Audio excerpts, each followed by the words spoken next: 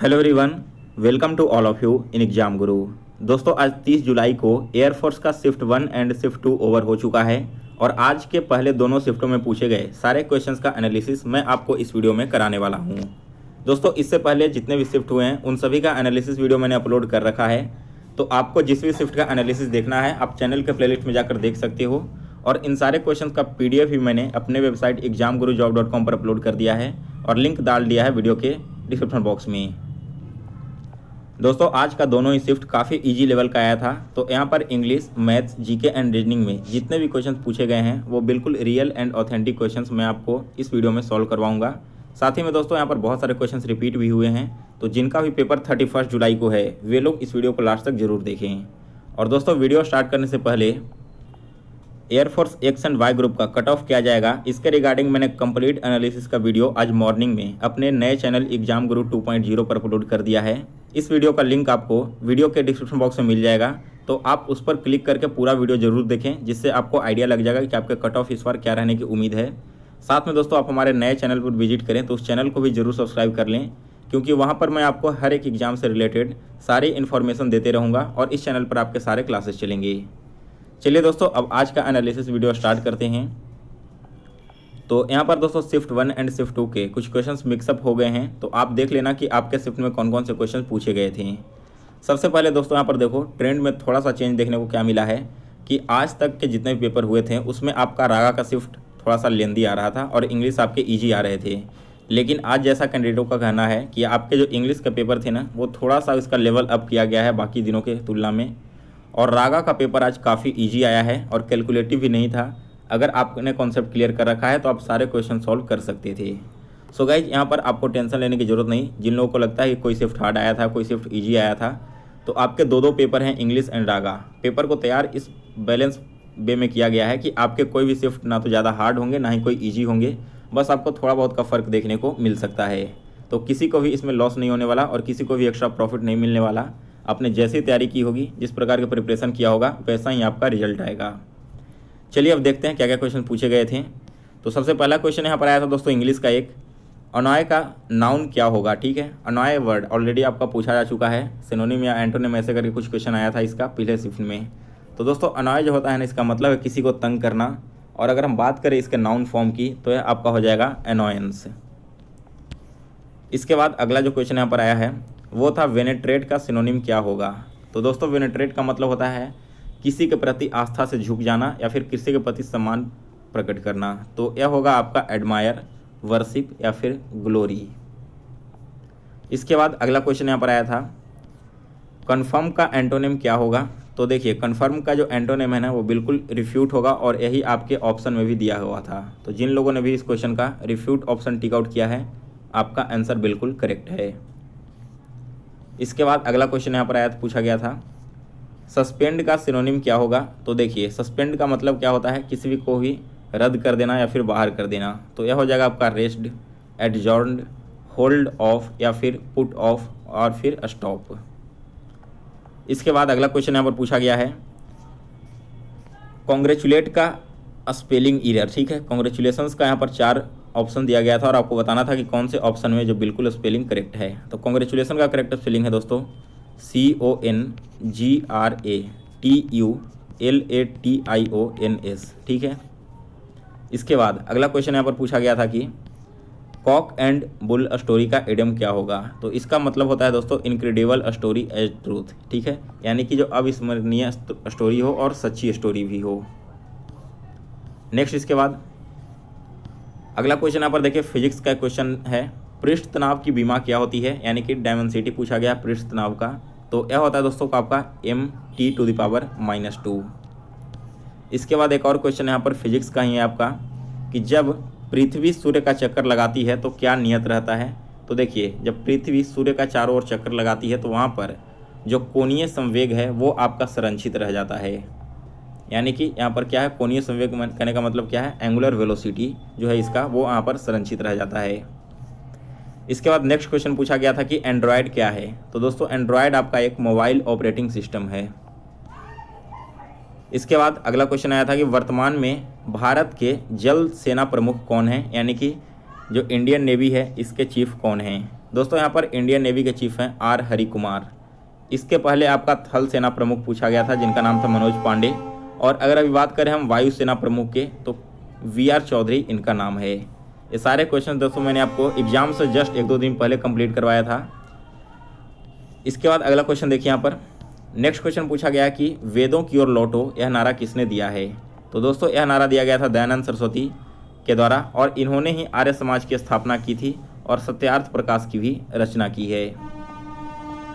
इसके बाद यहाँ पर नेक्स्ट क्वेश्चन जो पूछा गया था वो था कि राष्ट्रपति अपना त्यागपत्र किसे सौंपते हैं। तो देखिए राष्ट्रपति अपना त्यागपत्र यानी कि रेजिग्नेशन लेटर सौंपते हैं वाइस प्रेसिडेंट को और वाइस प्रेसिडेंट इसके बारे में तुरंत जो लोकसभा अध्यक्ष होते हैं उनको सूचित करते हैं। इसके बाद अगला क्वेश्चन देखिए पूछा गया था कि आईसीसी T20 विश्व कप 2021 किसने जीता है।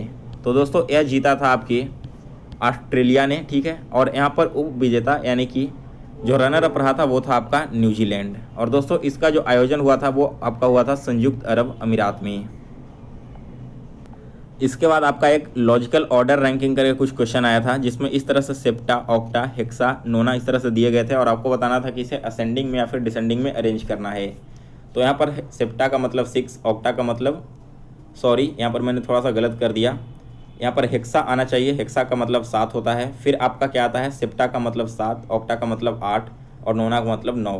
तो यहाँ पर एग्जैक्ट क्या दिया गया था आपका ऑप्शन में आप हमें कमेंट करके बता देना, फिर मैं आपको इसका कंफर्म आंसर बता दूंगा। इसके बाद देखो आपका वेन डायग्राम बिल्कुल कल वाला ही कॉन्सेप्ट रिपीट हो गया, फिर से पूछा है इंडियन, वुमेन एंड डॉक्टर, इन तीनों के बीच आपको वेन डायग्राम बनाना है। तो देखिए जो इंडियन है वो वुमेन भी हो सकती है और डॉक्टर भी हो सकती है। इसी तरह से अगर जो वुमेन है वो तो इंडियन भी हो सकती है और डॉक्टर भी हो सकती है, और जो डॉक्टर है वो यहाँ पर वुमेन भी हो सकते हैं और इंडियन भी हो सकते हैं। यानी कि जब तीनों आपके जो क्वांटिटी दिए गए हैं एक दूसरे के साथ कोरिलेट कर रहे हैं तो इस तरह से आपको ओवरलैपिंग वाला वेन डायग्राम बनाना होता है जिसमें आपका तीनों पोजीशन एक दूसरे के साथ ओवरलैप करते रहे। तो इस प्रकार का वेन डायग्राम यहाँ पर बनेगा। इसके बाद अगला क्वेश्चन जो पूछा गया था यहाँ पर वो था आपका एक सर्कुलर सिटिंग अरेंजमेंट से, जिसमें 5 लोग बैठे हुए थे और काफ़ी इजी लेवल का अरेंजमेंट था आपका, सभी लोगों ने आसानी से इसे सॉल्व कर दिया है। अगला क्वेश्चन देखिए रीजनिंग का एक आया था कि टेडपोल जिस प्रकार से फ्रॉग से संबंधित है तो कैटरपिलर किससे संबंधित होगा। दोस्तों टेटबॉल, ठीक है। टेडपोल किसे कहते हैं, फ्रॉग जो होते हैं ना उसके बच्चे को। तो कैटरपिलर किसे कहते हैं, बटरफ्लाई के बच्चे को, यानी कि उसके जो अंडे होते हैं उसे कैटरपिलर कहते हैं। इसके बाद एक और क्वेश्चन आपका आया था देखिए रीजनिंग में, फाइंड द मिसिंग टर्म, और यह कॉन्सेप्ट मैंने आपको करवाया था मॉक टेस्ट में, बिल्कुल सेम कॉन्सेप्ट यहाँ पर पूछ लिया गया है। देखो यहाँ पर एग्जैक्ट डेटा तो नहीं लिखा है मैंने, लेकिन कॉन्सेप्ट पता था तो मैंने उस बेसिस पे क्वेश्चन तैयार करके लिख दिया। इसमें क्या हो रहा है कि 6 गुना 2 ए और बी जो क्वांटिटी है पहला दूसरा उसे मल्टीप्लाई किया जा रहा है और तीसरे क्वांटिटी को ऐड करने पर हमें चौथा क्वांटिटी मिल रहा है। जैसे देखो 4 गुना 8 32 और 32 प्लस 3 यहाँ पर 35 हो गया। तो आपका जो आंसर आएगा वो इस प्रकार आएगा कि 10 गुना 4 40 और 40 प्लस 5 45। तो आपका जो डी ऑप्शन यहाँ पर है वहाँ पर 45 आना चाहिए। इसके बाद नेक्स्ट क्वेश्चन यहाँ पर आया फिर से आपका एक मैथ्स का, a person wise 11 oranges of ₹10 and sold 10 oranges in ₹11, find the profit और लॉस परसेंट। एक व्यक्ति 11 संतरे खरीदता है 10 रुपये में और 10 संतरे बेच देता है 11 रुपये में, तो बताइए कि उसको प्रॉफिट हुआ या फिर लॉस हुआ और उसका परसेंटेज क्या है। यह क्वेश्चन भी आपको मैंने जब मॉक टेस्ट करवाया था तो 2 से 3 बार करवा चुका हूँ। यहाँ पर देखो मान लो कि 11 ऑरेंज खरीदा उसने 10 रुपये में ना, यानी कि 11 ऑरेंज का जो कॉस्ट प्राइस है वो 10 रुपया, तो एक ऑरेंज का कॉस्ट प्राइस क्या हो जाएगा 10/11 रुपया हो जाएगा। यूनिटरी मेथड से इस क्वेश्चन को यहाँ पर आपने सॉल्व किया। ये तो हमारा कॉस्ट प्राइस निकल गया कि एक संतरे हम खरीद कितने में रहे हैं 10/11 रुपये में। इसके बाद कहा गया है कि जो ऑरेंज है 10 ऑरेंज वो 11 रुपये में बेच देता है, तो एक ऑरेंज कितने में बेच रहा होगा 11/10 रुपये में। तो यहाँ से हमने सेलिंग प्राइस निकाल लिया। अब निकालना है प्रॉफिट परसेंट, तो इसके लिए हमें पहले प्रॉफिट निकालना होगा और प्रॉफिट का फॉर्मूला होता है SP माइनस CP। SP हमारा ये है और यहाँ पर हमारा CP है। तो हम क्या करेंगे यहाँ पर SP माइनस CP कर दिया, दैट मीन्स कि 11/10 माइनस 10/11, 10 और 11 का LCM 110 आएगा। आप इसे माइनस करोगे तो आपका आ जाएगा 21/110। यह जो आपका हुआ वो आपका प्रॉफिट हो गया, क्योंकि यहाँ पर सेलिंग प्राइस ज़्यादा था कॉस्ट प्राइस से। प्रॉफिट निकल गया, तो प्रॉफिट परसेंट निकालने का फॉर्मूला क्या है, profit into 100 and divided by cost price. तो प्रॉफिट हमारा यहाँ पर हो गया 21/110 और कॉस्ट प्राइस डिवाइड करना है, यानी कि कॉस्ट प्राइस 10/11 है तो हमने डिवाइड कर दिया और 100 से मल्टीप्लाई कर देंगे परसेंटेज निकालने के लिए। इसे सॉल्व करोगे तो 21/110 हो जाएगा, गुना 11/10 और गुना यहाँ पर 100 हो जाएगा।